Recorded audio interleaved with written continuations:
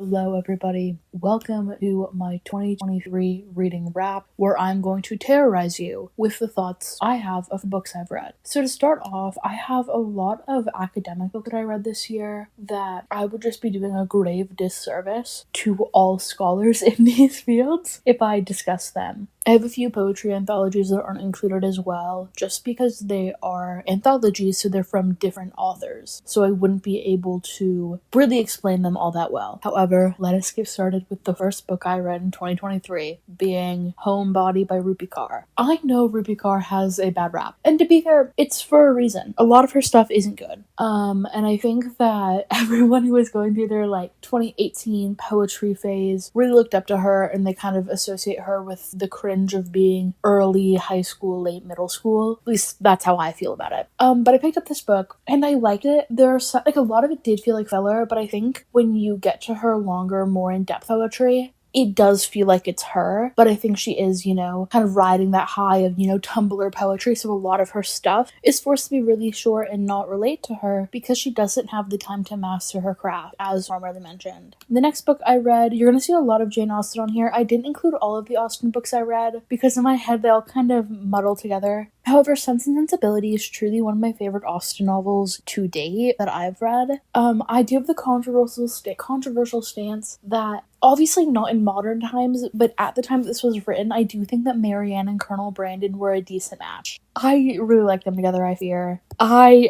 don't know. Maybe that was too much. But anyways, I read another Austen book being Lady Susan. Lady Susan I think is interesting when it comes to Austen as an author and her infatuation with bad parenting, and specifically bad mothers, but I didn't get attached to any of the characters. I didn't really feel integrated into the story, so it's not one of my favorite Austen books. Northanger Abbey, it's Austen's first gothic work, therefore I feel like it's nice because it's definitely more of an exploratory piece for her. I just am not too fond of the gothic, but I did read Romance in the Forest later this year that is related, or Northanger Abbey's in conversation with Anne Radcliffe in Romance in the Forest. Then I read What Money Can't Buy, which should be integrated with the academic books. However, I really did enjoy this, so I wanted to talk about it more. What Money Can't Buy essentially kind of talks about the morality of putting specific things in marketplaces like prostitution, adoption, and whatnot. And I think regardless of your socioeconomic stance, if you're capitalist, anti-capitalist, socialist, communist, whatever you are, I think that this book is beneficial to you. I read the Communist Manifesto twice this year.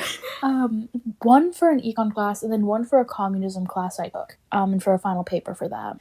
I mean, it's fine. It's the Communist Manifesto. There's not much to say about it. But, yeah, I don't know. I think that, we all interpret Marx to be this communist figure when I think he's more so an anti-capitalist figure. So I think the title of this piece does him a grave disservice. Then I read Persuasion by Jane Austen. Can't tell you a single thing about it. No, the movie on Netflix is really bad. The one with Dakota Johnson, really bad. So I wouldn't recommend that. That's all I got. And then Letters to the Person I Was. I really wanted to like this because I like poetry. I like epistolary poetry. I like epistolary fiction. The idea was really cool because it goes to this character as she ages. Nope, didn't like it. I didn't like it. And I think it was because I felt like there was no depth. It was this very bland poetry because it wanted to be relatable to everybody. I just think modern poetry is bad. No, I will make a video pleading my case for modern poetry, but I think this is an example of modern poetry that's bad, that is branching off from the 2018 The Sun and Her Flowers Rupi Kaur. Anyways, on something else. The Watsons by Jane Austen. Don't remember it. I don't even think I read this, actually. I think I was supposed to read it for a class, so I logged it, assuming I read it. I didn't. Okay, anyways, now on to my summer reads, which are, I read 3 books this summer, because I was so busy. I was working and I was taking 20 credits, guys. Or 24. I was working and taking 24 credits, guys. Do not crucify me. Anyways, I read the sequel to Call Me By Your Name, Being Find Me by Andre Osman. I met him once, and I have that book signed by him. But, it was confusing. I read it twice. The first time I read it, I was a sophomore in high school, and it was really confusing, and I didn't really get through it. I think it was one of the first books that year I DNF. This year, did not DNF it. They finished it, and it was just difficult because you couldn't really figure out whose perspective it was, and it didn't really introduce any of the characters, so I didn't really realize we were following Elio's dad. So, the book is good, but you need to separate it from Call Me By Your Name. If you're looking for a direct, long piece about Elio and Oliver and their relationship, you would be better on AO3. But I thought the book was really interesting. interesting, and I found the relationship that is that his name? Samuel? And Miranda have really interesting. I also felt like it was really weird that, like, Miranda's dad was integrated into the story so much. We didn't really get a reason as to why Samuel and Elio's mother got a divorce. But yeah, all my points stay the same about that story. I think it was good. I think it was interesting. I just think that to call it a direct sequel to Call Me By Your Name is misinforming readers, and I think that's why it does have such a low rating on Goodreads. Also, the very confusing plotline. Anyways, so I read It's Not Summer Without You in July on a flight to Boston. I read The Summer I Turned Pretty around July last year, so 2022, and wasn't a fan of it, but then I bought the two other books before the season 2 came out, and they suck. I just really don't like Jenny Holland's writing. I never read To All the Boys I Loved Before. I don't think I ever will, but God, I hated It's Not Summer Without You. I think Belly was written poorly. I think Conrad was written poorly. I think Jeremiah was written poorly. I don't know. God, it just sucked. It just sucked. Same goes for What Always Have Summer. I read this on my flight back from Boston. Really bad. I just think that Belly sucks. I think Belly sucks. I think Conrad sucks. I think Jeremiah sucks. I think the only good character is Laurel and Susanna. Rest in peace. Anyways, now back my academic reading.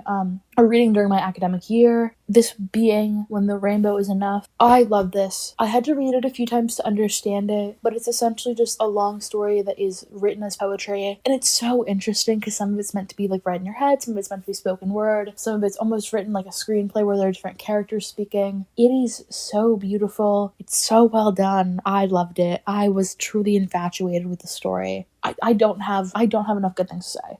Anyways, so now away from the academia, I read Hot Puck. I'm giving you guys this bad cover. It's so bad. Reading this cover is embarrassing to me. And a little quick tidbit, I had to download a few books for my classes on my iPad, but I also pirated Hot Puck on my iPad. So every single time I would go and try to get my textbook for class, I'd have to dim my iPad screen so dark so the girl next to me couldn't see what I had also been reading in my books app, and just to find whatever 18th century classic I was reading. And there were times where I accidentally clicked on Hot Puck, and I'm horribly embarrassed because of it. Anyways, Hot Puck was so bad. I talked about it in my most recent video about hockey romances. It's so bad. Anyways, on to something I did enjoy, which was James Baldwin's Sunny Blues. So good. Made me cry. Oh my god, if you... Just read it. It's free on the internet. Just search Sunny's Blues, James Baldwin. You'll love it and you'll cry. And it's so well done. And there's so many I'm saying James, I'm talking about James Baldwin as if he's some underground author. But oh my god, he knows so much about Harlem, and he just explains Harlem so well, and everything that is about about Sunny, so well done. Oh my god. I don't think we ever get a name for the narrator. Oh my god, I think it's done so well. It's so intentional. I love Sunny's Blues, and I think everyone needs to read it. I'm gonna speed on this next one, which is Love and Excess by Eliza Haywood. Boring. Didn't care for it. It ends with us. Okay. You guys might be mad at me. I'm planning on doing a whole video about Colleen Hoover, but it's gonna be a while because I'm reading all of her books. There are some books that I read this year that I didn't put on here. I read Ugly Love and I read November 9th, but I DNF'd them. Actually, I didn't DNF Ugly Love. I just kind of forgot about it. So I have no idea what the plotline is, so I have to reread it. But that video will be happening. I promise. Pinky promise. But It Ends With Us was so bad. The only thing I liked about it was the letters to Ellen. And I think that a lot of people didn't like the letters. I, again, talked about this prior. I love the epistolary element in poetry, in prose. I think it's so good. It's so well done. Not in this case. The Ellen thing, it was weird to send letters to Ellen, I think. I think that was kind of the part that really threw me for a loop. Was why Ellen DeGeneres? But it was such a nice way to get a peek into her life without having to integrate these Wattpad-esque flashbacks. However, what's her name? Lily Blossom Bloom? Fuck off. Name her Y and give her purple orbs. No, because she's literally that My Immortal fanfiction girl. Let me find it. My name is Ebony Darkness Dementia Raven Way. You are telling me right now that is not Lily Blossom Bloom. Fuck off, dude. Anyways, on to what other things I was reading this year. Okay, clearly you can see that I went through a hard time. and French Kiss. I know Steph Bauer talked about it in one of her videos, and my best friend is like, this book gets me out of any reading slump. Like, if I'm having trouble reading like a book, I pick up this so bad. The worst book I've read, I think. This book makes Colleen Hoover look like Jane Austen. That, oh God, it's so bad. Cause like they call her like Skunk Girl, and there's this whole section about her virginity, and then like we find out like the main lead boy's mom is like dying. In the same conversation where they're bullying her for looking like a skunk, and they're talking about her virginity. Dude, it's so bad. It's so bad. And then I read It Starts With Us. It's fine. I think It Starts With Us was better because it was not focused on Ryle as much, and it was more focused on Atlas, which I like. Yeah, they had that really random, it was Atlas's friend's son who was gay. That was just like a really weird thing that I feel like we didn't need to throw in. It was just like that token gay character, because Colleen Hoover is woke. She is woke and she's down with the gays.